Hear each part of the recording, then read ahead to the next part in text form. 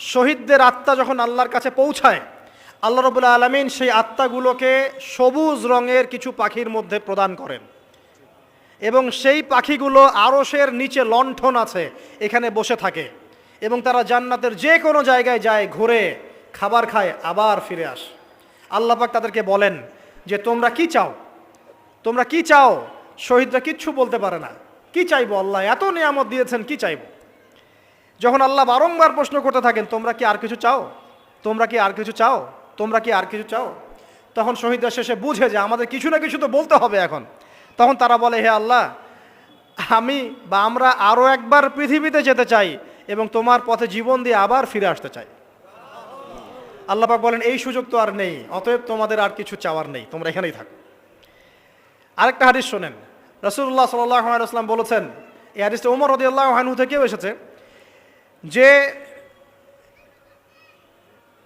তোমরা যদি, হে মানব জাতি বা হে মুসলিমরা, তোমরা যদি আল্লাহর প্রতি তাওয়াক্কুল করার মতোই তাওয়াক্কুল করতে, ভরসা করার মতোই ভরসা করতে, আল্লাহ পাক তোমাদেরকে পাখিদেরকে যেমন করে রিজিক দেন তোমাদেরকে ঠিক সেইভাবে রিজিক দিতেন। তোমরা কি লক্ষ্য করো না যে পাখিরা খালি পেটে বের হয়ে যায় বাসা থেকে সকালবেলা এবং সন্ধ্যাবেলা ভরা পেটে বাসায় ঢোকে?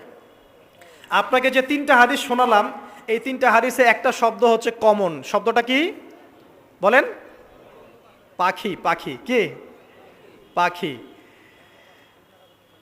আল্লাহ রাব্বুল আলামিন পাখিদের কাছ থেকে আমাদেরকে শিখতে বলছেন এবং বলছেন যে পাখিদের মনটা হয় খুব নরম, খুব সফট, এবং তারা আল্লাহর প্রতি তাওয়াক্কুল করে পূর্ণ মাত্রায়।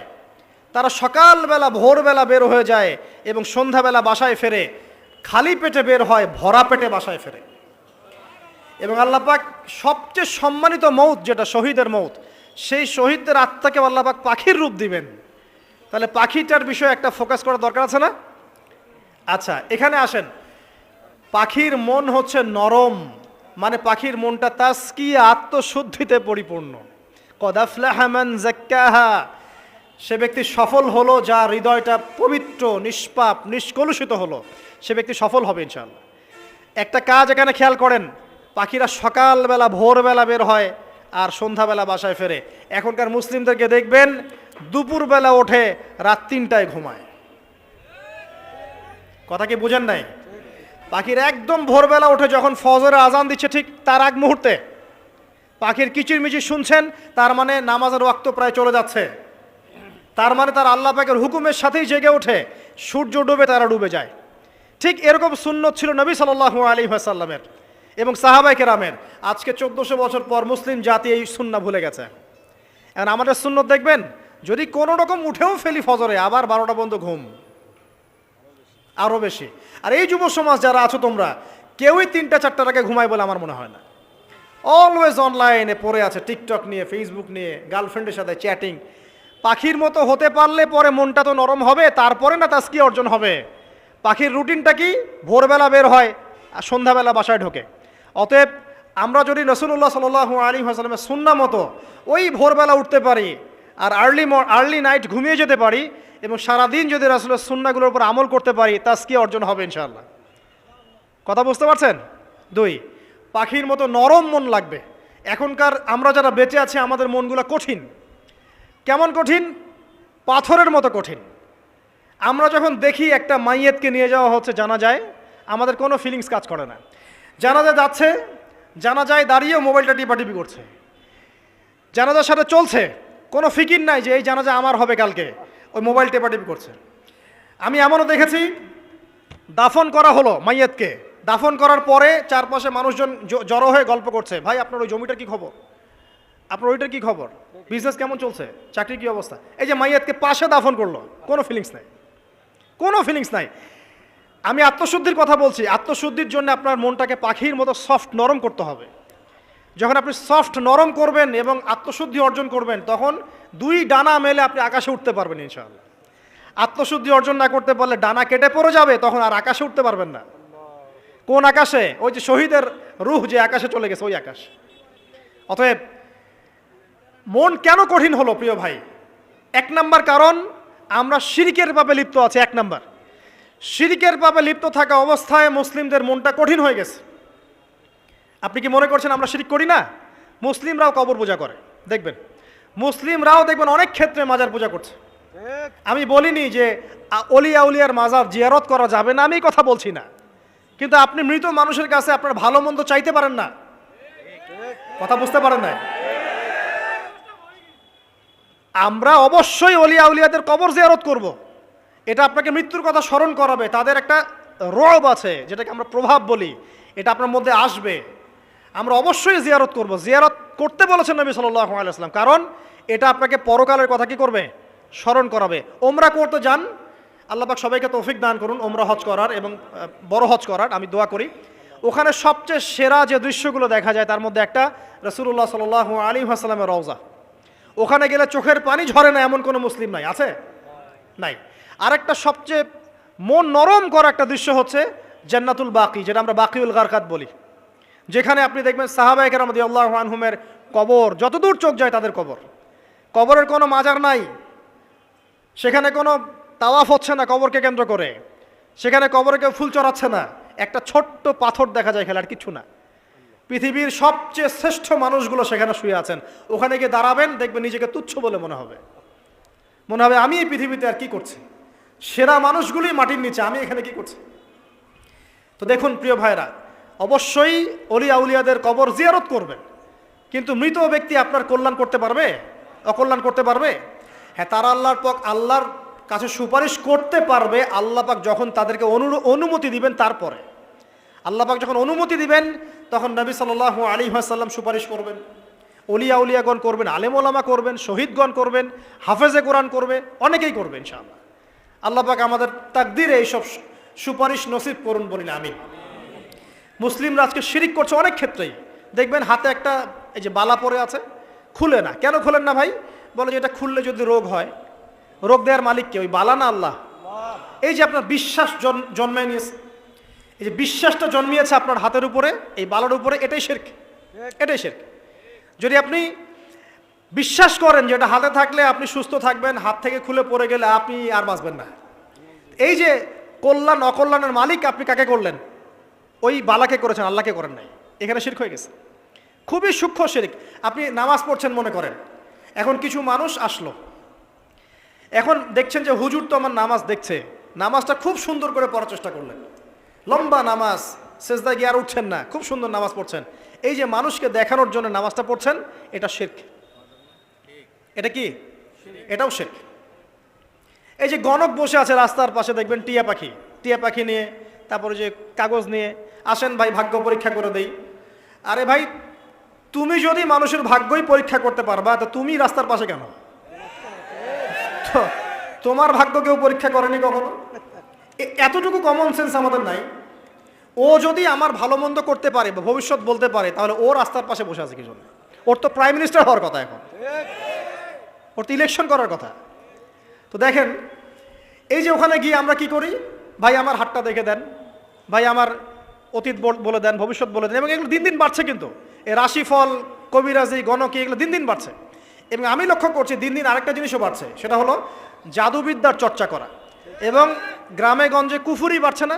কুফুরি করা, তাবিজ করা, বিচ্ছেদ করা, স্বামী স্ত্রীর বিচ্ছেদ করা, মেয়েকে বশ করা, সন্তানকে বশ করা, বাড়ছে না? সবই শিরক, এগুলো সবই কুফুরি। এগুলো মুসলিমরা করছে না? মুসলিমরা এসব শিরকে লিপ্ত আছে বলেই তো অন্তর কঠিন হয়ে গেছে। ফাকাসাত কুলুবুহুম, তাদের অন্তর কঠিন হয়ে গেছে। তো একটা হাদিস বলে এখানে খালি, নবী সাল্লাল্লাহু আলাইহি ওয়াসাল্লাম বলছেন, যদি কেউ কোনো গণকের কাছে যায়, গিয়ে বলে দেখেন তো আমার হাতটা একটু, ও কিন্তু বিশ্বাস করে না যে এ ভবিষ্যৎ বলতে পারে, খালি এমনি বলেছে একটু দেখেন তো, বলার সাথে সাথেই 40 দিনের নামাজ কবুল হবে না। আর যদি তার বলা কথায় বিশ্বাস করে যে হ্যাঁ তোমার ভবিষ্যৎ খুব ভালো, তুমি চাকরি পাবা, এইটা করবা সেটা করবা, এবং সে বিশ্বাস করলো হ্যাঁ এটাই হবে, তখন নবী সাল্লাল্লাহু আলাইহি ওয়াসাল্লাম বলছেন সে যেন আল্লাহর পক্ষ থেকে যা নাজিল হয়েছে, মানে এই যে কোরআনুল কারীম, এই কোরআনকে যেন সে অস্বীকার করলো, মানে কুফরি করলো। এগুলো আমরা করছি না ভাই? অনেক কিছু করছি আমরা। স্তম্ভের পূজা করছি, অনেক মুসলিম আগুনের পূজা করছে, আগুন জ্বালিয়েছেন মাথা নত করছেন কেন? আগুনের সামনে আপনি মাথা নত করবেন কেন? আপনি একটা স্তম্ভের সামনে, গাছের সামনে দাঁড়িয়ে মাথা নত করে ধ্যান করবেন কেন? আপনি মেডিটেশন করছেন কি জন্য? আপনাকে নামাজ দেয়া হয় নাই? 5 ওয়াক্ত নামাজ দেয়া হয় নাই? নামাজের চেয়ে বড় মেডিটেশন কিছু আছে নাকি? আপনি ধ্যান করছেন কি জন্য? অনেক মুসলিম তো জিনের উপাসনা করছে, জানেন? অনেক মুসলিম জিনকে তাবে করার চেষ্টা করছে। আর জিন বলে একটা জাতি আছে, এটা সত্য। তো এরকম প্রতিটা ক্ষেত্রে শিরক আছে। শিরক কথায় আছে, কাজে আছে, বিশ্বাসে আছে। দেখবেন মুসলিমরাই আল্লাহ ছাড়া অন্য কারো কাছে দোয়া করছে, মুসলিমরা নজর মানত করছে অন্য জায়গায়, আল্লাহর জন্য নজর মানত করছে না, অন্য কাউকে সন্তুষ্ট করার জন্য করছে। সন্তান হয় না, সন্তান হয় না, এখন কি হবে? সন্তান হয় না তো অমুকের কাছে যাও, সেখানে গিয়ে বকরি জবাই দাও, সন্তান হবে। সুবহানাল্লাহ। তো এই পদ্ধতি ইব্রাহিম আলাইহিস সালামের জানা ছিল না যে শেষ বয়সে তিনি বলছেন রব্বি হাবলি মিনাস সালিহিন? আপনি এই দোয়া করতে পারেন না? সন্তান হবে না কেন? আল্লাহ পাক তাকদিরে লিখে রাখলেন, অবশ্যই হবে। আর আল্লাহ পাক তাকদিরে না লিখলে কিভাবে হবে? তাকদিরে যে ব্যক্তি বিশ্বাস করে না সে ব্যক্তি হতাশ হয়। যা কিছু হচ্ছে আমাদের জীবনে সবই তাকদির, এর বাইরে একটা মানুষও যেতে পারবে না। তো প্রিয় ভাইরা, কথায়, কাজে এবং চিন্তায় আমরা অনেক শিরিক করছি। শিরিকের কারণে আমাদের অন্তর কঠিন হয়ে গেছে। আরও কেন কঠিন হচ্ছে? বেদাত। আমল করছেন নবীর সুন্নত মানার জায়গায় অন্য কিছু আপনি করছেন, এমন এমন কিছু আমল করছেন যেগুলোর সাথে রাসূলের সুন্নতের কোনো সম্পর্ক নাই এবং সাহাবীদের সুন্নতেরও কোনো সম্পর্ক নেই। এই ক্ষেত্রে গিয়ে আপনি বেদাত করছেন, বেদাত করে অন্তর কঠিন হয়ে যাচ্ছে। অন্তর কঠিন হওয়ার একটা বড় কারণ হচ্ছে হারাম রিজিক। যখন আপনি হারাম রিজিকে যাচ্ছেন, সুদ, ঘুষ, আপনার দুর্নীতি, আপনার এই যে অন্যের সম্পদ আত্মসাৎ করা, হালাল হারামের পরোয়া না করা, এই রিজিক দিয়ে যখন আপনি আপনার দেহ, রক্ত, মাংস গঠিত হচ্ছে, আপনার কলবটা শক্ত হয়ে যাচ্ছে। আমি কি বুঝাতে পারছি না? হারাম রিজিক যখন আপনার শরীরে ঢুকছে, অন্তরটা শক্ত হয়ে যাচ্ছে। একটা হাদিস যথেষ্ট। আল্লাহ রসুল বলেছেন, ইন্নাল্লাহা তাইয়্যিব লা ইউকবালু ইল্লা তাইয়্যিব। আল্লাহ পাক পবিত্র সত্তা, তিনি পবিত্র ছাড়া কবুল করেন না। আপনি 10টা হজ করে আসেন, চুরির টাকা দিয়ে, ডাকাতির টাকা দিয়ে, আত্মসাতের টাকা দিয়ে, দুর্নীতির টাকা দিয়ে, যদি কবুল হয় তাহলে কোরআন সুন্নাহ মিথ্যা হয়ে যাবে, নাউজুবিল্লাহ। কথা কি বুঝতে পারছেন না? আল্লাহ রাব্বুল আলামিন বলছেন আল্লাহ পাক পবিত্র ছাড়া কবুল করেন না। হারাম রিজিক দিয়ে ইবাদত কবুল হয় না। আমরা ওই যে রংপুর অঞ্চলে একবার ওই যে হারাগাছ একটা অঞ্চল আছে না, সেখানে গিয়েছিলাম। সেখানে মাশাআল্লাহ আবার বিড়ির অনেক ফ্যাক্টরি আছে। কিসের? বিড়ি তো হালাল নাকি? তামাক তো হালাল নাকি? তো সেখানে বিড়ি ফ্যাক্টরির অনেক মালিক আছে এবং তারা মসজিদ কমিটির অনেক দায়িত্বপ্রাপ্ত আর কি। মুসলিমদের গায়রত তো এখন নাই, মুসলিমরা এদেরকে আবার মসজিদ কমিটির সদস্যও বানিয়েছে। তো এখন মসজিদ কমিটিতে এসে তার প্রভাবে আর ইমাম সাহেব টিকতে পারে না। দুইজন বলে নামাজের পর হাত তুলে দোয়া করতে হবে, দুইজন বলে করা যাবে না। ঠিক আছে? এই নিয়ে ক্যাচাল। এই ক্যাচাল হতে হতে দেখা গেল এক পর্যায়ে মারামারি পর্যন্ত হয়েছে। মসজিদ ভাগতো হয়েছে, মারামারিও হয়েছে। তো সেখানে আমাকে দাওয়াত করেছিল যে ওয়াজ করার জন্য। তো দোয়া করার কথা বলছে। তাই আমি বললাম যে দোয়া করে লাভ কি? দোয়া করলেই বাকি, না করলেই বাকি, রিজিকটাই তো হারাম। আপনি তো তামাকের টাকা খাচ্ছেন, তামাক। আপনি মাদকের টাকা খাচ্ছেন, এটা কি হালাল না হারাম? তো হারাম টাকা দিয়ে হাত তুলে দোয়া করলেই কি, না করলেই কি? দোয়া তো উঠছে না উপরে। আগে হারাম রিজিক ছাড়েন, তারপর দোয়া করুন। তো রিজিক হারাম হওয়ার কারণে আমাদের কি হচ্ছে? অন্তরটা কি হচ্ছে ভাই? কঠিন হচ্ছে। ওই পাখির মতো আর মুক্ত আকাশে উঠতে পারবেন না। তারপরে সামনে যান, আরও কেন কঠিন হয়? বস্তুবাদিতা, দুনিয়া। সারাদিন দুনিয়ার ফিকির, দুনিয়ার চিন্তা। খাবো কি, পরবো কি, ব্যাংক ব্যালেন্স, টাকা পয়সা, স্ট্যাটাস, সারাটা দিন দুনিয়া আর দুনিয়া। ঘুম থেকে ওঠা থেকে নিয়ে শুরু করে ঘুমানো পর্যন্ত খালি দুনিয়া। যারা দুনিয়ার নেশায় মত্ত হয়ে আছে, এদের অন্তরটা কঠিন হয়ে যায়। এই অন্তরটা পাখির মতো হতে পারবে না। ঠিক আছে কথা? যারা দুনিয়ার নেশায় মত্ত হয়ে আছেন, এই অন্তরটা কঠিন হয়ে যাবে, পাখির মতো হতে পারবে না। তারপর কি? আরও সামনে যান, দিনই জ্ঞান চর্চা না করা অন্তর কঠিন হওয়ার কারণ। আর কি কারণ? পাপ করা, পাপ। যত বেশি আপনি পাপ করবেন, যত বেশি পর্ন দেখবেন, যত বেশি মাদক খাবেন, যত বেশি জুয়া খেলবেন, যত বেশি অহেতুক সময় নষ্ট করবেন, যত বেশি আপনি অন্যের ক্ষতি করবেন, ঠিক আছে, নিরপরাধ মানুষের উপর নির্যাতন করবেন, যত বেশি আপনি পাপ করবেন, পাপ। এই পাপ করতে করতে করতে মানুষের অন্তর কঠিন হয়ে যায়। ইবনুল কাইয়্যিম রাহিমাহুল্লাহ বলেছেন যে পাপ করতে থাকলে মানুষের অন্তর কঠিন হয়ে যেতে থাকে এবং ইস্তেগফার আর জিকির করলে গিয়ে মানুষের অন্তর আবার নরম হতে থাকে। পাপের উপর পাপ করতে থাকলে মানুষের অন্তর কঠিন হতে থাকে। এ বিষয়ে রাসূলুল্লাহ সাল্লাল্লাহু আলাইহি ওয়াসাল্লাম বলেছেন, যখন মানুষ একটা পাপ করে কলবের মধ্যে একটা কালো দাগ পড়ে যায়, যখন আরও একটা পাপ করে আরেকটা কালো দাগ পড়ে যায়। এভাবে যখন পাপ করতেই থাকে তখন পুরো কলবটাই কালিমা পূর্ণ হয়ে যায়। এই অবস্থায় যদি সে তওবা করে আল্লাহ পাক মাফ করে দিবেন। যদি এই অবস্থায় তার মৃত্যু হয়ে যায়, তার আত্মাটা থেকে দুর্গন্ধ বের হতে থাকে, যে আত্মাটা কবজ করতে পর্যন্ত মালাকুল মউত মানে ঘৃণা পোষণ করেন। কথা কি বুঝতে পারছেন? যখন অন্তর পাপ করতে করতে কলুষিত হয়ে যাবে, ওয়াকাদ খাবা মান দাসাহা, যখন পাপ করতে করতে অন্তর কলুষিত হয়ে যাবে, তখন আপনার এই মালাকুল মউত পর্যন্ত ওই আত্মাটাকে বের করার সময় ঘৃণা করবে, দুর্গন্ধযুক্ত আত্মা। আল্লাহ পাক আমাদেরকে পাপ থেকে বাঁচিয়ে রাখুন, আমিন। এরকম কিছু কাজ আছে, বস্তুবাদিতা, শিরক, বেদাত, হারাম রিজিক, সারাদিন দুনিয়ার ফিকির নিয়ে থাকা, ঠিক আছে, অন্যের ক্ষতি করা, পাপ কন্টিনিউয়াসলি করতে থাকা, এবং দিন ছেড়ে দেওয়া, দিনের এলেম ছেড়ে দেওয়া, আল্লাহ পাকের আনুগত্য ছেড়ে দেওয়া, এই কাজগুলো করতে থাকলে মানুষের অন্তর কি হয়? কঠিন হয়ে যায়। এখন সলিউশন কি বলেন? 5 মিনিটে আমি সলিউশন বলছি, কেমন করে আপনি এটাকে নরম করবেন আর পরিশুদ্ধতা অর্জন করবেন এবং ওই পাখির মতো মুক্ত আকাশে উড়বেন। কিভাবে বলবো? 1 নাম্বার, অবশ্যই শিরক ত্যাগ করতে হবে। কি করতে হবে? শিরক ত্যাগ করতে হবে, আল্লাহ পাকের তাওহীদের উপর থাকতে হবে। আল্লাহ পাক তৌফিক দান করুন। লং কিছু বলার সময় নেই আমার হাতে, একটা বই বলছি, কিতাবুত তাওহীদ। কি নাম? কিতাবুত তাওহীদ। এই বইটা অনেক ভার্সন বাজারে বের হয়েছে, কিনে দেখবেন শিরক কত প্রকার কী কী, তাওহীদ কাকে বলে কত প্রকার কী কী। যেটা বুঝবেন না, মাদ্রাসা চলে যাবেন, আলেম ওলামার কাছে গিয়ে জিজ্ঞাসা করবেন, হুজুর এটা বুঝি নাই। ঠিক আছে? 1 নাম্বার, শিরক ত্যাগ করতে হবে। 2 নাম্বার, আপনাকে তাওহীদে থাকতে হবে, এটা এক, অন্তর নরম করার কথা বলছি। 2 নাম্বার, সুন্নতের উপর আমল করতে হবে। ওই যে পাখির কথা বললাম, যে সকালবেলা বের হয় আর সন্ধ্যাবেলা কি করে? বাসায় ফেরে। খালি পেটে বের হয়, ভরা পেটে বাসায় ফেরে। তার মানে আমাদেরকেও সকাল সন্ধ্যাটা কাটাতে হবে নবী সাল্লাল্লাহু আলাইহি ওয়াসাল্লামের সুন্নত অনুযায়ী। যখন তিনি ঘুমাতেন তখন ঘুমাবেন, যখন উঠতেন তখন উঠবেন, বাকি কাজ যেমন করে করতেন তেমন করে করবেন, তখন অন্তর ইনশাআল্লাহ নরম হয়ে যাবে। ঠিক আছে ভাই? 2। 3 নাম্বার, 5 ওয়াক্ত নামাজ জামাতে। নামাজ আপনাকে যে কোনো পাপ থেকে বাঁচাবে ইনশাআল্লাহ। ভাই জেনা করছেন, নামাজ পড়েন। আপনি হারাম অ্যাফেয়ার্সে আছেন, হতাশ হয়েন না, নামাজ পড়েন। গোনা ছাড়তে পারছেন না, নামাজ পড়েন। সুদ খাচ্ছেন, নামাজ পড়েন। বেপর্দা চলছেন, তাও নামাজ পড়েন। আপনি অন্যের হক নষ্ট করেছেন, তাও নামাজ পড়েন। যে পাপই করেছেন, নামাজটা পড়েন। নামাজ আপনাকে সমস্ত পাপ থেকে বাঁচিয়ে রাখবে ইনশাআল্লাহ। ইনশাআল্লাহ আস্তে আস্তে ইনশাআল্লাহ দেখবেন সব পাপ থেকে আপনি দূরে চলে আসছেন ইনশাআল্লাহ তাআলা। 3 নাম্বার নামাজ। 4 নাম্বার, বেশি থেকে বেশি, ভাই শোনেন, বেশি থেকে বেশি পরকালের ফিকির করবেন। খালি পরকালের চিন্তা করবেন যে আমাকে মৃত্যুবরণ করতে হবে, কবরে যেতে হবে, পুলসিরাত পার হতে হবে, আল্লাহর সামনে দাঁড়াতে হবে। যত বেশি আপনি আল্লাহর ফিকির করবেন, পরকালের ফিকির করবেন, আপনার মনটা নরম হয়ে যাবে ইনশাআল্লাহ তাআলা, মনটা শক্ত হবে না।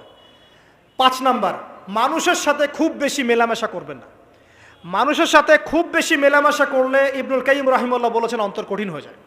কারণ মানুষ আপনাকে গীবত করাবে, হ্যাঁ, মানুষ খারাপ কাজে নিয়ে যাবে, বেফাস কথাবার্তা বলবেন, অহেতুক বেফাস কাজ করবেন, ফুজুল কি বাত করবেন, এগুলো করতে গিয়ে আপনি দেখবেন অন্তর কঠিন হয়ে গেছে। এত বেশি মানুষের সাথে মেলামেশার দরকার নাই, প্রয়োজন যতটুকু অতটুকু করবেন। ঠিক আছে? আল্লাহ পাক তৌফিক দান করুন, আমিন। কয়টা বললাম? 5। 6, আমার সবচেয়ে প্রিয় নসিহত, প্রত্যেক দিন মিনিমাম 1 ঘন্টা করে কোরআন তেলাওয়াত করবেন বুঝে। আমি বলিনি না বুঝে করলে কোনো নেকি হবে না, প্রত্যেক হরফে 10 নেকি হবেই হবে, কিন্তু আপনি করবেন বুঝে ইনশাআল্লাহ। যখন বুঝে আপনি প্রত্যেক দিন 1 পারা করে বা 1 ঘন্টা করে কোরআন তেলাওয়াত করবেন, আপনার কলিজা, আপনার কলব নরম হতে বাধ্য, এবং আপনার অন্তরে আল্লাহ নূর নেমে আসবে ইনশাআল্লাহ। দেখবেন আপনার কলব থেকে সমস্ত এই যে পঙ্কিলতা, কলুষতা ইনশাআল্লাহ চলে যাবে ইনশাআল্লাহ তাআলা। 2টো জিনিস অন্তরকে পবিত্র করে ফেলে, এক হচ্ছে কোরআন তেলাওয়াত, আর এক হচ্ছে বেশি থেকে বেশি আল্লাহর জিকির এবং ইস্তেগফার। তো কোরআন তেলাওয়াত বাড়িয়ে দেন, আল্লাহ পাক সবাইকে কোরআন তেলাওয়াত করার তৌফিক দান করুন, আমিন। যারা শেখেন নাই আজকে ওয়াদা করেন যে কোরআন আপনারা বিশুদ্ধ করে পড়া শিখবেন, ওয়াদা করেন। আগামী রমজান আসার আগেই 1 খতম দেওয়া চাই, পারবেন? এবং কোরআনের চর্চা বাড়িয়ে দিবেন, প্রত্যেক দিন কিছু করেন না করেন কোরআন তেলাওয়াত করতে হবে। ঠিক আছে? আল্লাহ পাক তৌফিক ইনায়াত করুন, আমিন। আর বুঝে পড়ার চেষ্টা করবেন। একটা সহজ তাফসির বলে দিই, মারিফুল কোরআন বাসায় আছে না? মারিফুল কোরআন, তাফসির ইবনে কাসির বাসায় নাই, জালালাইন বাসায় নাই, কিনেন। সারাদিন তো অনেক টাকা পয়সা খরচ করছেন, 3টা তাফসির কিনেন, জালালাইন কিনেন, মারিফুল কোরআন কিনেন, ইবনে কাসির কিনেন, বাসায় গিয়ে পড়া শুরু করেন। পারবেন না? যে আয়াতটা বুঝবেন না, ওলামায়ে কেরামের কাছে যাবেন, গিয়ে বলবেন হুজুর এটা বুঝি নাই, বুঝাই দেন, নিজে নিজে ব্যাখ্যা করতে যাবেন না। ব্যাখ্যা করলে দেখবেন একটা পণ্ডিত বেরোছে, কিছু পণ্ডিত কোরআন পড়ে বলে কোরআনই মানি, হাদিস মানি না। এরকম পণ্ডিত দেখেন নাই? কোরআনই মানি, হাদিস আর মানি না। কারণ আল্লাহ নাকি, নাউজুবিল্লাহ, কোরআনে নাকি আল্লাহ পাক হাদিস মানতে বলে নাই, ও নাকি পায় নাই। এই জন্য দেখলাম সুবহানাল্লাহ, নামাজ পড়তেছে, কোরআন থেকে নামাজ পড়তেছে, হাদিসের কোনো হেদায়েত নিবে না। মানে কীরকম, যে হাত হাত আবার ঠিকই বাঁধতেছে, হাত বাঁধতেছে, রুকু করতেছে, সেজদা করতেছে, এগুলো আবার কোথায় পাইলো আল্লাহ ভালো জানে। হাত এভাবে বাঁধতেছে, এভাবে হাতটা বাঁধা কোরআনে কোথায় আছে আমি পাইলাম না কোথাও। ঠিক আছে, তা হাদিস ছাড়া কি এগুলো আসবে? হাত বাঁধবো।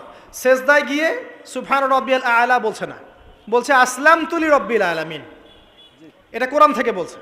অথচ নবী সাল্লাল্লাহু আলাইহি ওয়াসাল্লাম হাদিস থেকে বলছেন সুবহান রব্বিয়াল আলা, সুবহুন কুদ্দুসুন রব্বুল মালাইকাতি ওয়ার রূহ, সুবহানাকা আল্লাহুম্মা রাব্বানা ওয়া বিহামদিকা আল্লাহুম্মা ইগফিরলি। এইগুলো নাই, ও বলছে আসলামতু লিরাব্বিল আলামিন।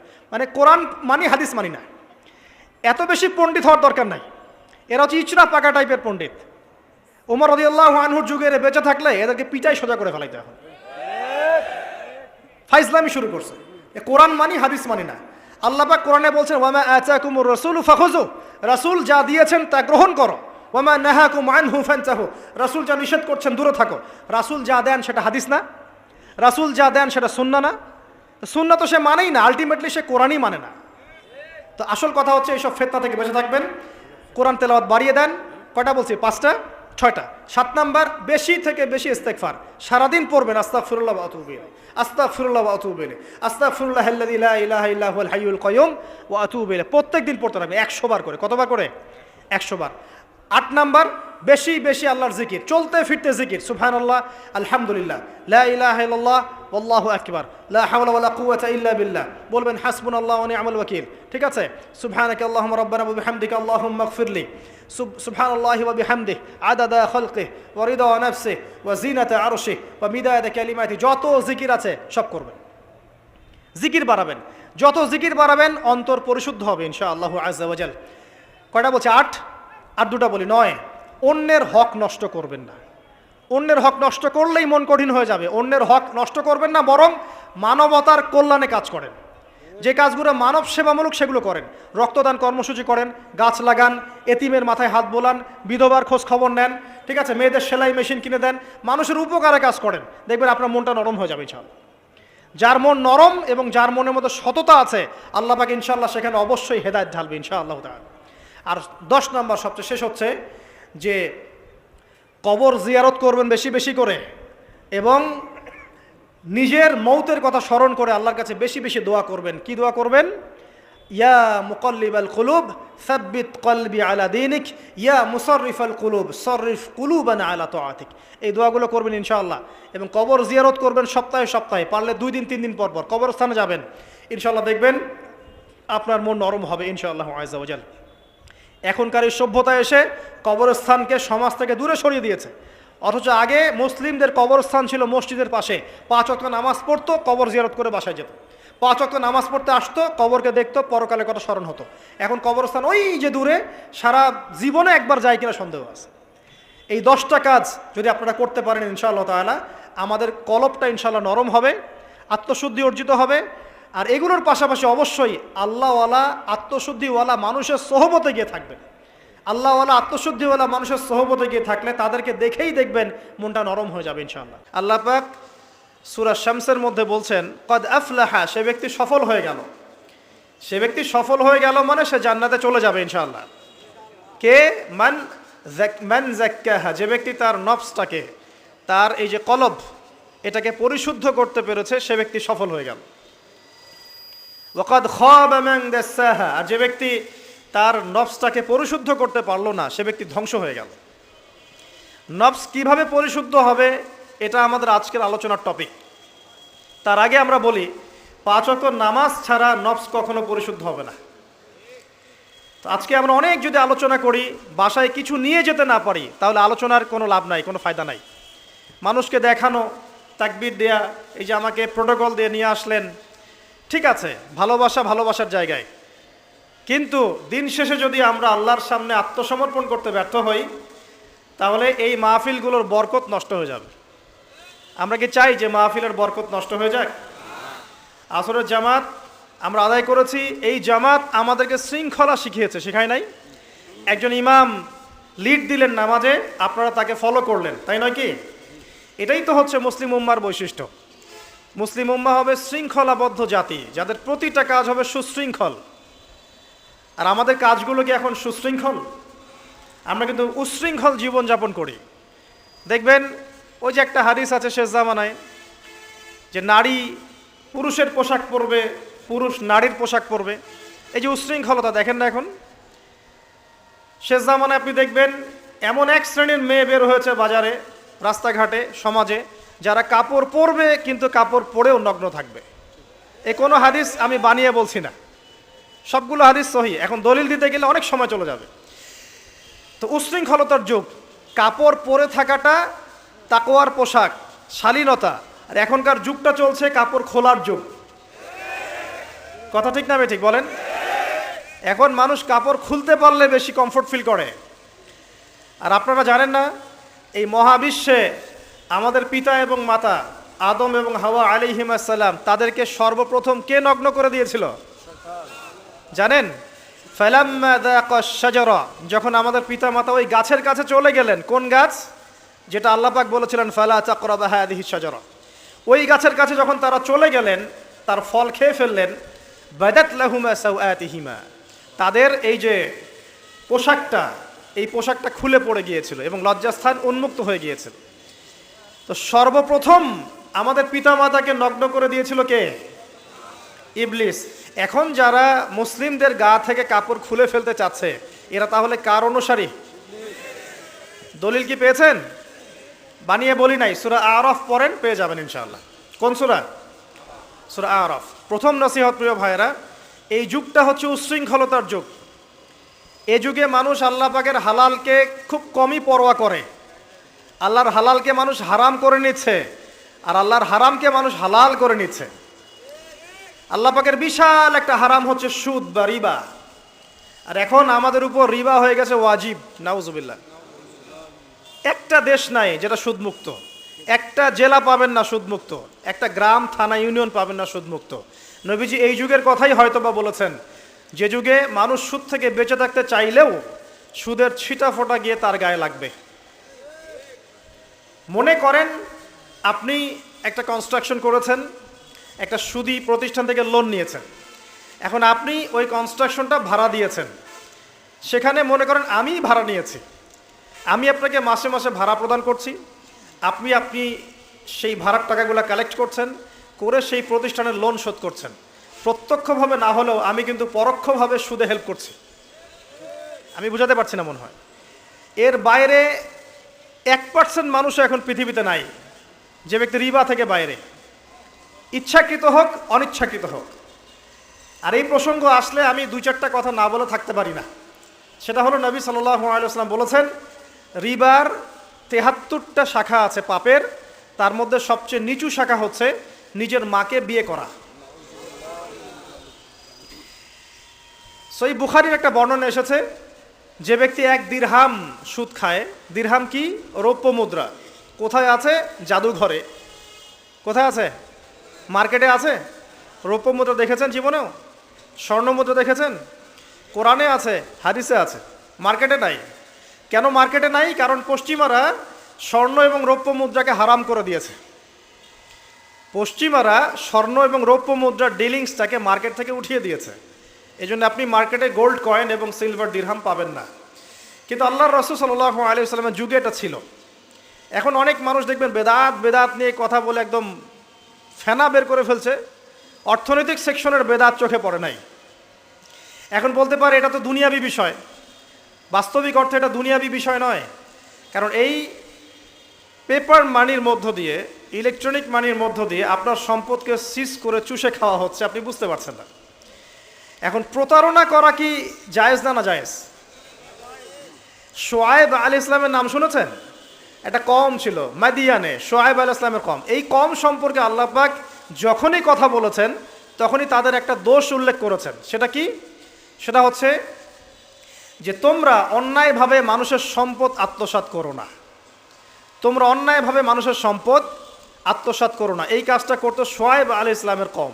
এবং তারা মাপে কম দিত, জনগণের অর্থ সম্পদ লুটে পুটে খেত। আল্লাহ রাব্বুল আলামিন তাদেরকে ভূমিকম্প দিয়ে ধ্বংস করে দিয়েছে। এখন এই পুরো মনিটরি সিস্টেম যেটা চলছে, এর মধ্য দিয়ে গরিব যে দেশগুলো আছে, স্বল্প উন্নত দেশ বা মধ্যম পর্যায়ের দেশ বা আরও নিম্ন পর্যায়ের অর্থনৈতিক সেকশনে, তাদের রক্তগুলো চুষে চুষে খেয়ে একটা সভ্যতা আজকে বিশাল বিশাল অট্টালিকা নির্মাণ করেছে। এই যে অন্যের রক্ত চুষে নিজে বড়লোক হওয়া, এটা কি হালাল না হারাম? এ কারণেই এই মনিটরি সিস্টেমের মধ্যে হারাম আছে। এই যুগটা সেই যুগ যেখানে মানুষ আল্লাহর হারামকে হালাল করে নিয়েছে আর হালালকে হারাম করে নিচ্ছে। রিবা একটা টাটকা হারাম, আমরা এটাকে হালাল করে ফেলেছি। এখন এই হাদিসগুলো শুনলে আমাদের গায়ের মধ্যে দাগও কাটে না, অন্তরটা কেঁপে ওঠে না, আমাদের কলবে কোনো নড়া দেয় না। নবী সাল্লাল্লাহু আলাইহি ওয়াসাল্লাম বলছেন, 1 দিরহাম যে ব্যক্তি সুদ খেয়েছে সে যেন 36 বার জেনা করেছে। কতবার? আমি হাদিসটা বানিয়ে বললাম কি বললাম না, আপনারা আলেমদেরকে জিজ্ঞাসা করবেন, বাসায় গিয়ে অবশ্যই জিজ্ঞাসা করবেন। যদি দেখেন হাদিস ঠিক আছে, সহি, তাহলে আল্লাহর ওয়াস্তে এখন যেমন তওবা করলেন আমি 5 ওয়াক্ত নামাজ ছাড়বো না, ঠিক আমার সাথে আবার তওবা করেন যে সারা জীবন সুদ খাবো না ইনশাআল্লাহ। নবী সাল্লাল্লাহু আলাইহি ওয়াসাল্লাম 4 শ্রেণীর মানুষকে অভিশাপ করেছেন। 1 শ্রেণী যে সুদ খায়, 2 নাম্বার যে দেয়, 3 নাম্বার যে সাক্ষী থাকে, 4 নাম্বার যে লিখে রাখে। এখন আপনি বলেন, এই পুরো মনিটরি সিস্টেমের মধ্যে এই 4 শ্রেণীর মানুষ আছে না? কোনো না কোনোভাবে আমরা এর সাথে সম্পৃক্ত নই কি? সম্পৃক্ত। অতএব আল্লাহর এই বাণীকে যদি ভয় করেন, কোন বাণী? আল্লাহ পাক বলছেন, ইয়া আইয়ুহাল্লাযীনা আমানু, হে মুমিনগণ, ইত্তাকুল্লাহ, তোমরা আল্লাহকে ভয় করো। ওয়াযারু মা বাকিয়া মিনার রিবা ইন কুনতুম মুমিনিন, তোমরা সুদের অবশিষ্ট অংশগুলো ছেড়ে দাও যদি প্রকৃতপক্ষে তোমরা মুমিন হয়ে থাকো। ওয়া ইল্লাম তাফআলু, তোমরা যদি সুদ না ছাড়ো, আল্লাহর হুঁশিয়ারি শোনেন, যদি তোমরা সুদ না ছাড়ো, ফাযানু বিহারবিন মিনাল্লাহি ওয়া রাসূলিহি, তাহলে আল্লাহ এবং তার রাসূলের সাথে যুদ্ধের ঘোষণা শুনে রাখো। আল্লাহ এবং তার রাসূলের বিপক্ষে যুদ্ধ করে কেউ জান্নাতে যাবে? কেউ কবরের আযাব থেকে বাঁচতে পারবে? কেউ হাউজে কাউসারের পানি পাবে? আল্লাহ এবং তার রাসূলের সাথে যুদ্ধ করে কেউ টিকতে পারবে? আপনার কি তাই মনে হয়? যদি মনে হয় তাহলে দিব্যি সুদ খান, কোনো সমস্যা নাই। আর যদি মনে হয় যে আল্লাহ এবং তার রাসূলের সাথে যুদ্ধ করে আমি পার পাবো না, আল্লাহ এবং তার রাসূলের বিরুদ্ধাচারণ করে আমার কবর টিকবে না, কারণ আমি একটা কথা বারবার বলি আপনাদেরকে, যে আল্লাহ ছাড়া আমাদের আপন বলতে কেউ আছে? একা এসেছেন পৃথিবীতে, একাই যেতে হবে। আপনার খ্যাতি, আপনার অর্থনৈতিক খ্যাতি, অর্থের প্রতিপত্তি, আপনার ক্ষমতার দাপট, আপনার ধর্মীয় দাপট, কোনো কিছুই, ফ্যান ফলোয়ার্স, কেউ আপনার সাথে কবরে যাবে না। মনে করেন আমি আসছি, আপনারা সবাই স্লোগান দিচ্ছেন, কথার কথা, আপনারা আমাকে ভালোবাসেন, বা একজন পলিটিশিয়ান আসছে, আপনারা সবাই স্লোগান দিচ্ছেন, ভালোবাসেন তাকে। দিন শেষে ওই পলিটিশিয়ান একাই কবরে যাবে, দিন শেষে আপনিও একাই কবরে যাবেন, আমিও একাই কবরে যাব। আলটিমেটলি কি হলো? দুনিয়া এবং আখেরাতে আল্লাহ ছাড়া প্রকৃত বন্ধু আমাদের কেউ নাই, প্রকৃত মওলা কেউ নাই। সেই আল্লাহ এবং তার রাসূলের বিরুদ্ধাচরণ করে কেউ তার সাথে যুদ্ধ করে কবরে পার পাবে, এমনটা ভাবা বোকামি নয় কি? আল্লাহ পাক আমাদেরকে বোঝার তৌফিক দান করুন। এটা সেই যুগ যে যুগে মানুষ আল্লাহর হারামগুলোকে হালাল করে নিচ্ছে। মাদকদ্রব্য হালাল না হারাম? এখন দেখবেন মেজরিটি সংখ্যক মানুষ মাদকদ্রব্যের সাথে সংশ্লিষ্ট হয়ে গেছে। স্পেশালি বর্ডার এলাকা যেগুলো আছে বাংলাদেশের, সেই বর্ডার এলাকাগুলোতে দিব্যি রমরমা ব্যবসা চলছে, মাদকের দিব্যি ব্যবসা চলছে। এবং যারা মাদক খাচ্ছে এরা মুসলিম, তারা হয়তো এই হাদিস জানে না। আল্লাহ পাক ওদের কানের মধ্যে আমার এই হাদিসটা যেন পৌঁছে দেন, আমিন। নবী সাল্লাল্লাহু আলাইহি ওয়াসাল্লাম বলেছেন, আমি মেরাজের রাতে যখন গিয়েছি তখন 1 শ্রেণীর মানুষকে দেখেছি, ওদেরকে শাস্তি দেওয়া হচ্ছে। কি শাস্তি? জাহান্নামীদের রক্ত এবং পুজ ওদেরকে খেতে দেওয়া হচ্ছে। জিবরাইল আলাইহিস সালামকে জিজ্ঞাসা করা হলো যে এরা কারা? তিনি বললেন, এরা আপনার উম্মতের সেই সব ব্যক্তি যারা মাদকদ্রব্য সেবন করত। আল্লাহ রাব্বুল আলামিন তার হাবিবের মাধ্যমে জানিয়েছেন, যখন কোনো মুসলিম মাদক সেবন করে বা কোনো ব্যক্তি মাদক সেবন করে, তখন 40 দিন তার নামাজ কবুল হয় না। এরপর যদি সে তওবা করে তাহলে আল্লাহ পাক তার তওবা কবুল করবেন ইনশাআল্লাহ। যদি সে আবারও মাদক খায় তওবা করার পর, আবার 40 দিন তার নামাজ কবুল হবে না।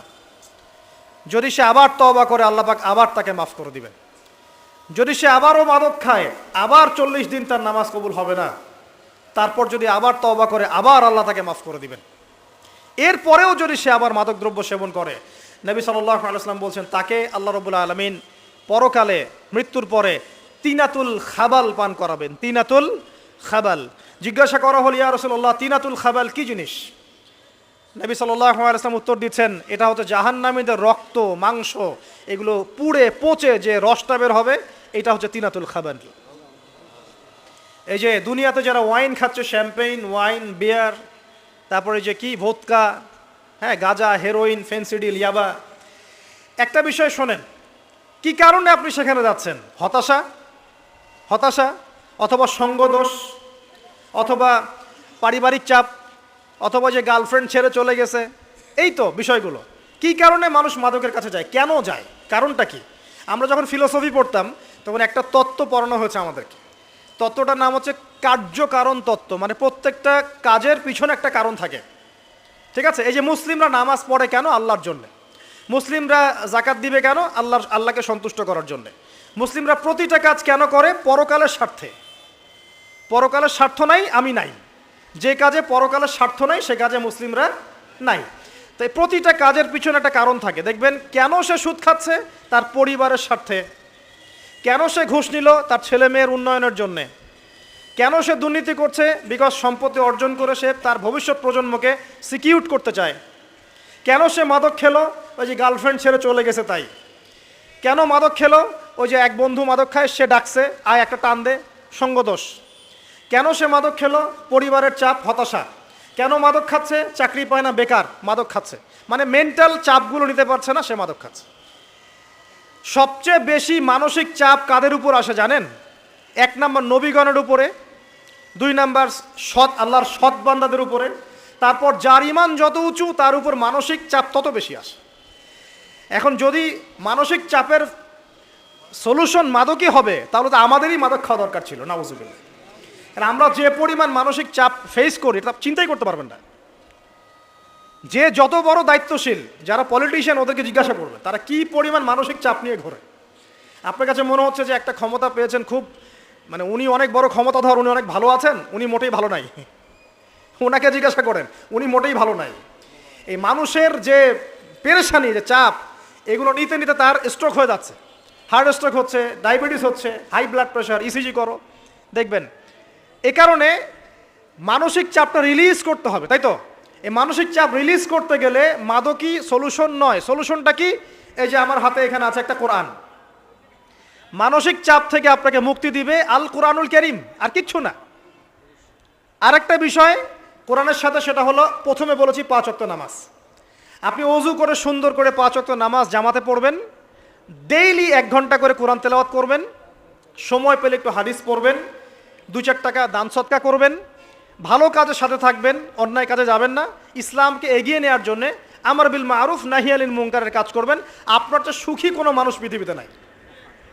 যারাই ধর্মকে বুকে আগলে রেখে পালন করতে চায়, হোক সে সনাতন ধর্ম বা আমাদের হিন্দু ভাইরা বা খ্রিশ্চানিজম বা বৌদ্ধিজম, হ্যাঁ, বা মুসলিম আমরা যারা আছি, যারা ধর্মতাত্ত্বিক চিন্তা করে এবং প্রত্যেকেই যদি যার যার ধর্ম ঠিকঠাক মতো পালন করে, সমাজে কিন্তু ফিতনা থাকার কথা নয়।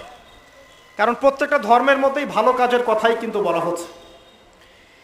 তো যারা ধার্মিক, এদের বিরুদ্ধে তারা লেগে পড়ে এবং তারা চায় সারা বিশ্বের মধ্যে ফাসাদ সৃষ্টি করতে। কাদের খাসলত সারা বিশ্বে ফাসাদ সৃষ্টি করা? বলতে পারবেন? আপনাকে আমি দেখাচ্ছি, সূরা কাহাফ খুলে দেখেন। যুলকারনাইন একজন বাদশাহ, তিনি মাশরিক মাগরেব সব জয় করেছেন, মানে পূর্ব পশ্চিম পুরোটাই তার রাজত্ব। এত দাপট ছিল সেই বাদশার যে যেদিক দিয়ে যাবে সেনাবাহিনী নিয়ে সেদিকটাই জয় করে ফেলবে, সুবহানাল্লাহ। এবং তিনি উদ্ধত অহংকারী ছিলেন না, তিনি আল্লাহর অনুগত বান্দা ছিলেন।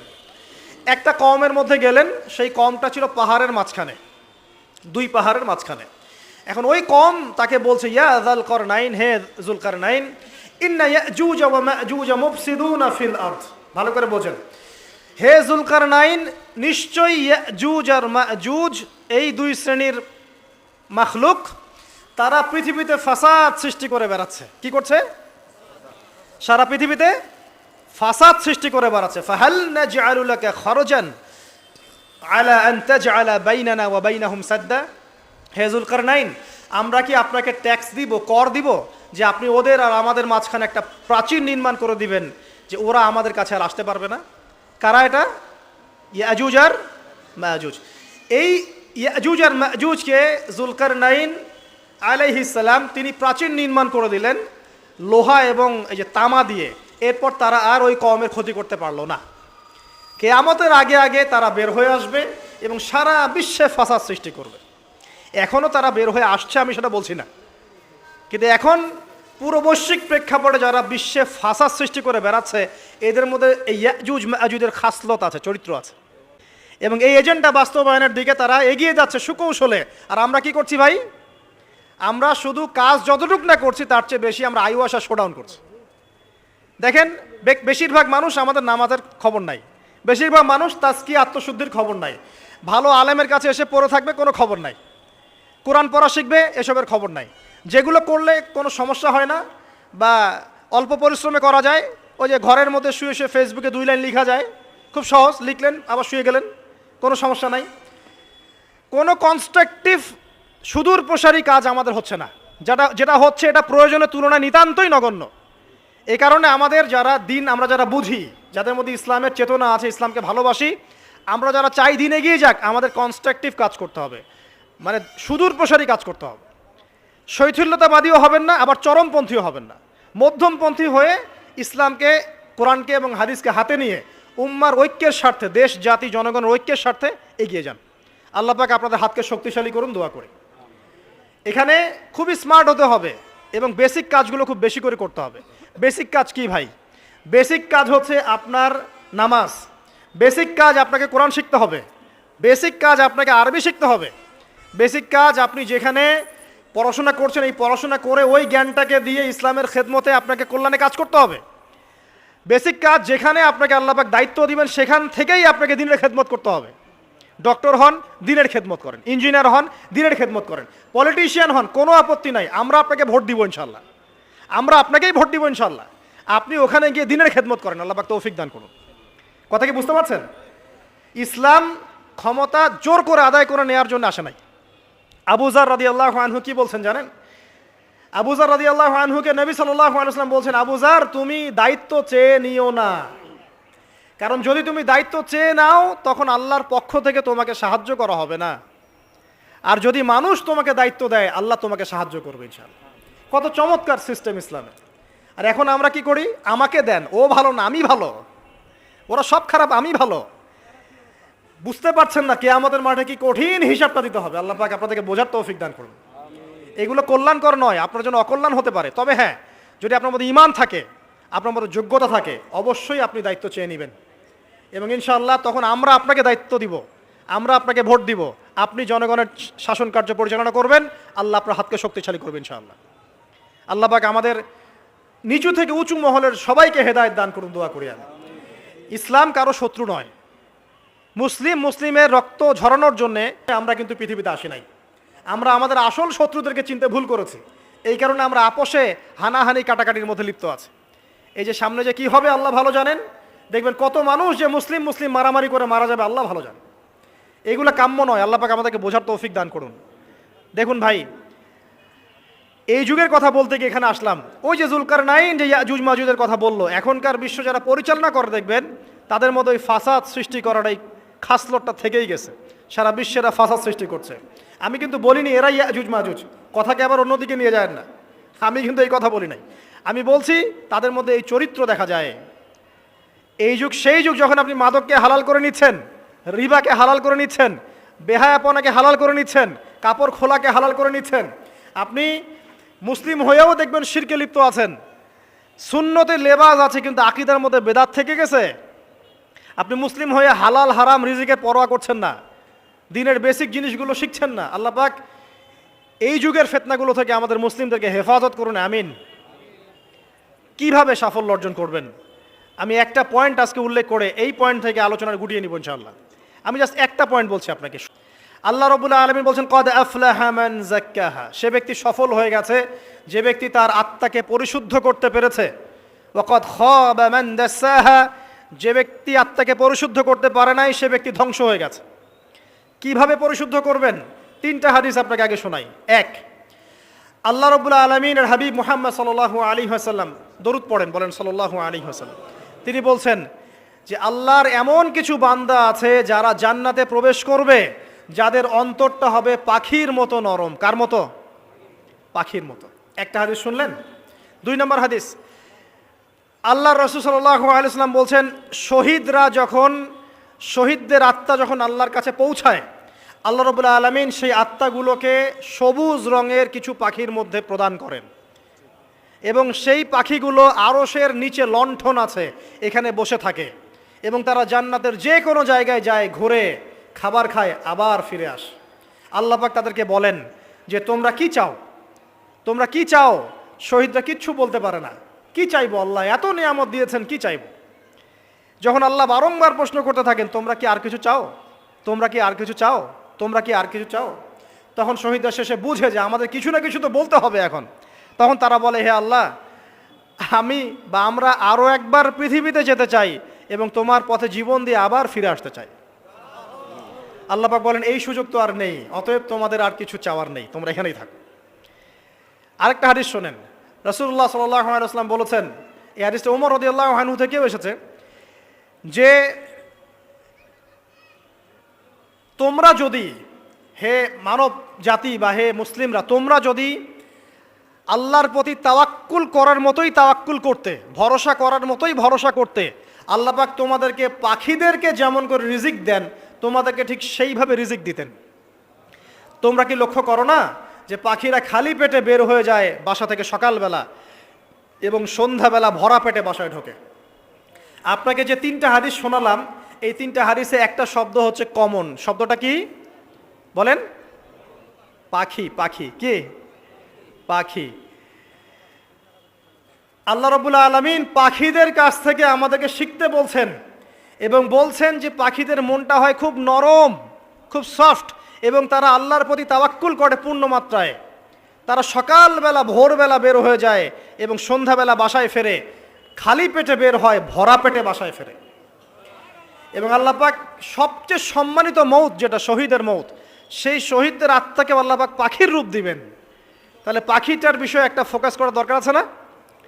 আচ্ছা, এখানে আসেন। পাখির মন হচ্ছে নরম, মানে পাখির মনটা তাসকিয়া, আত্মশুদ্ধিতে পরিপূর্ণ।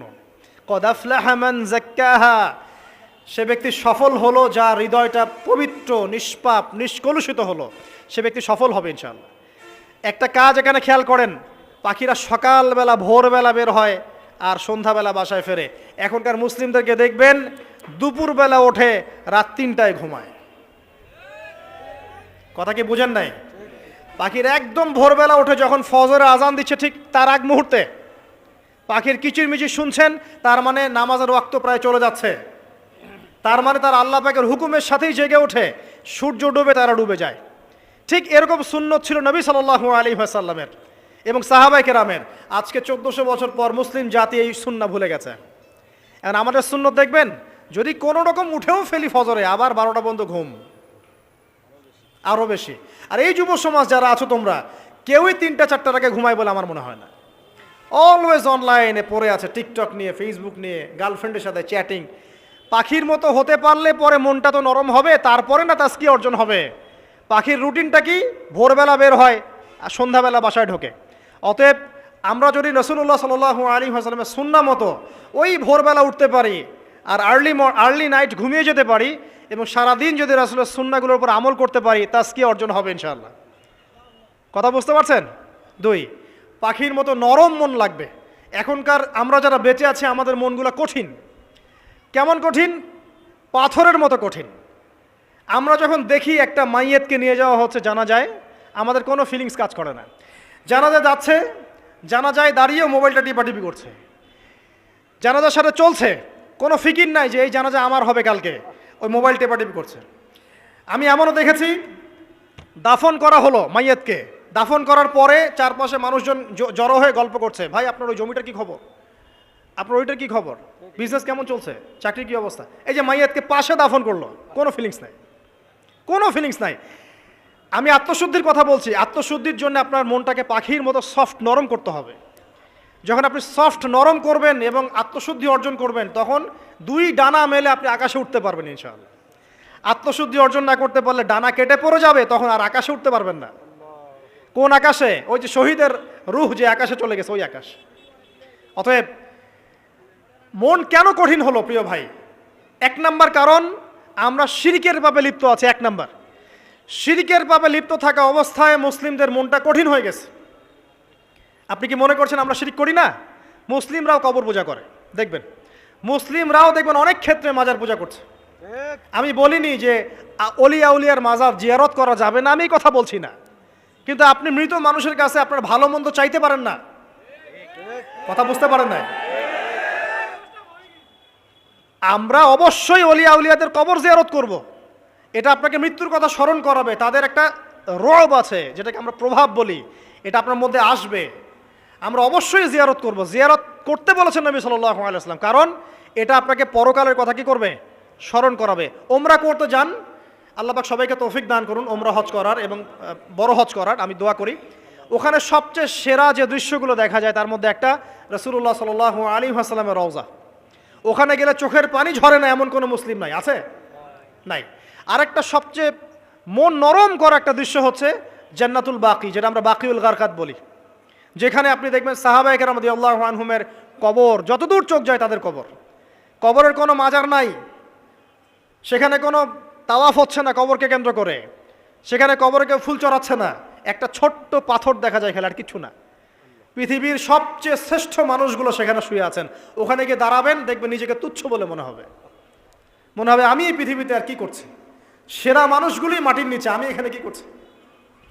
তো দেখুন প্রিয় ভাইরা, অবশ্যই অলিয়া উলিয়াদের কবর জিয়ারত করবেন, কিন্তু মৃত ব্যক্তি আপনার কল্যাণ করতে পারবে?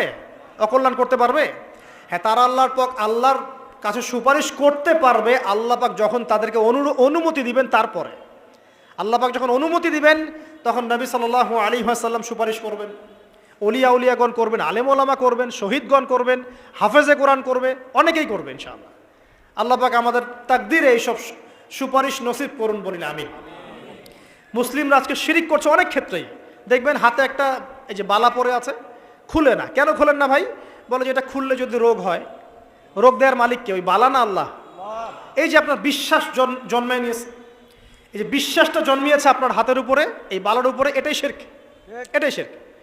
যদি আপনি বিশ্বাস করেন যে এটা হাতে থাকলে আপনি সুস্থ থাকবেন, হাত থেকে খুলে পড়ে গেলে আপনি আর বাঁচবেন না, এই যে কল্যাণ অকল্যাণের মালিক আপনি কাকে করলেন? ওই বালাকে করেছেন, আল্লাহকে করেন নাই। এখানে শিরক হয়ে গেছে, খুবই সূক্ষ্ম শিরক।